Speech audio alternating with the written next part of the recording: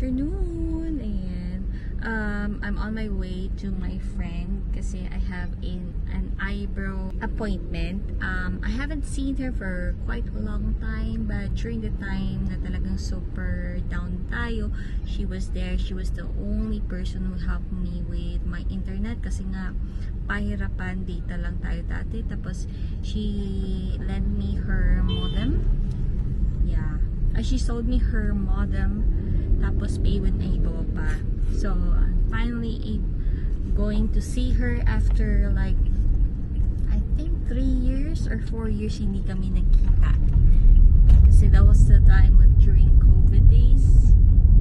I'm not in my car right now. I'm commuting only because wala kasing parking dun sa area. Kaya nagkakamit na tayo. Iniwan ko lang yung kotse. With Janice. Hi, Jan. She will be my cameraman for today.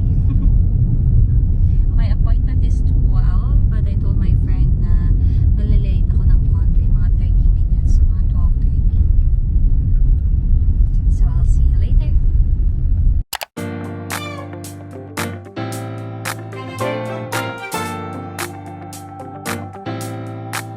Hi, dear. This is my friend Stacy. Hi. She's going to be my eyebrow artist. Plug mo na agad yung ano mo. Hi, if you have any eyebrow issues, like you want to cover it up or you have no brows at all, just DM me. Job by Stacy. Yan. She will be the first ever brow artist na Filipino kasi usually I get my brows done with Korean artists. Thank you. Yan. You will see. You will see the results later. Hey, wow! Ganda naman ang setup.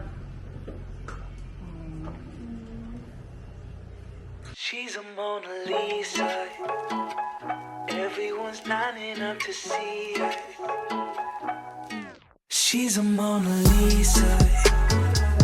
Everyone's lining up to see her. There must be something about her features. You'll find her beauty goes much deeper once you get to meet her.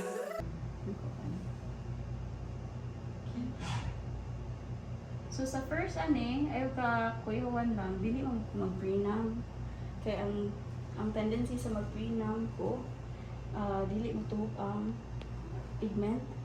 Masakit na noon siya, kay mulaw naman ko.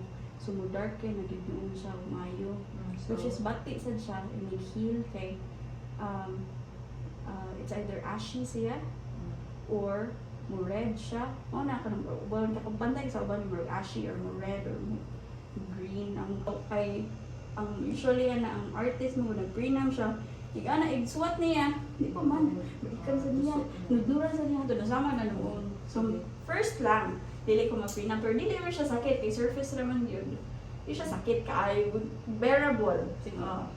And then if open na ang skin hana ko mag-numb para dali na lang kayo, wala na din kayo ma-feel sa second third passes.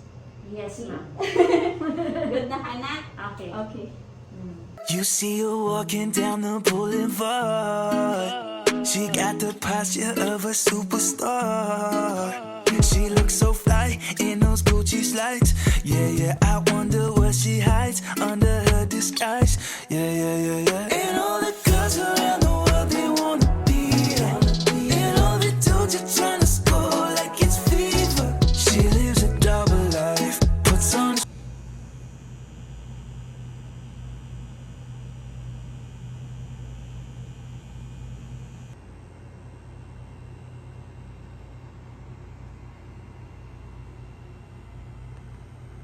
So, what's under this subtle smile?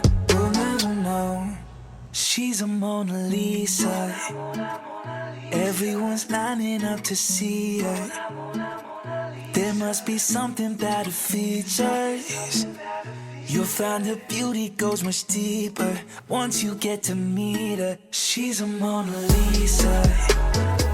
Everyone's lining up to see her. There must be something about her features. You'll find her beauty goes